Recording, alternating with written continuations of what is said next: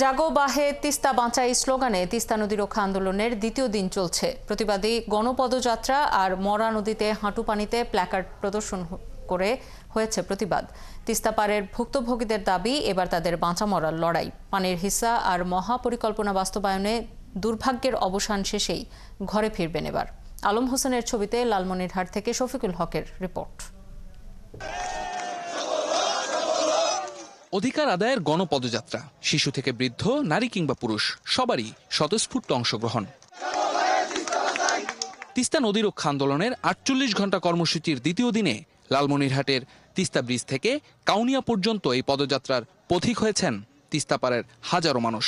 আমাদের এই দাবি নিয়ে আমরা রাজপথে নেমেছি। যেভাবে হোক, যে করি হোক, আমরা এই তিস্তার বন্টন যেভাবে হোক আমরা আদায় করে ছাড়বো। আমরা রাজপথে আছি, রাজপথে থাকবো।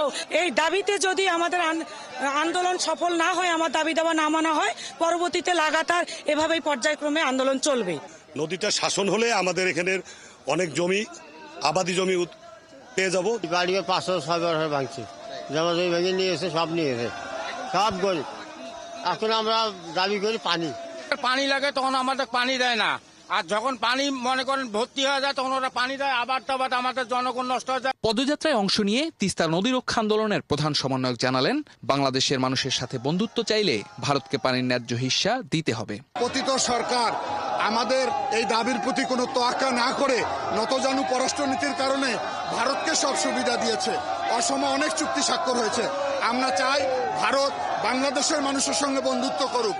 আন্তর্জাতিক নদী আইনে আমাদের যেটা হিস্সা, সেই পানি তারা আমাদেরকে দিয়ে দিক। পদযাত্রা শেষে ভিন্ন আরেক প্রতিবাদ কর্মসূচিতে তিস্তা পাড়ের এসব ভুক্তভোগী মানুষ শুষ্ক মৌসুমে মরুভূমিতে রূপ নেয়া তিস্তার বুকে হাঁটু পানিতেই দাঁড়িয়েছেন দাবি সংবলিত প্ল্যাকার্ড নিয়ে। বাঁচা মরার আন্দোলন ধরে নিয়ে এবার আর খালি হাতে ফিরতে চান না কেউই। আন্দোলন চলবে যতদিন দাবি পূরণ না হয়। আমার দাদা কান্দিছে, আমার বাবা কান্দিছে, এখন আমরা কান্দছি, আর যেন কান্না লাগে না। যদি ইন্ডিয়া আমাদের কোনো ক্ষতি করার চেষ্টা করে, আমরা কিন্তু ভাই সাথ দেব না ভাই। শফিকুল হক, ৭১, লালমনিরহাট।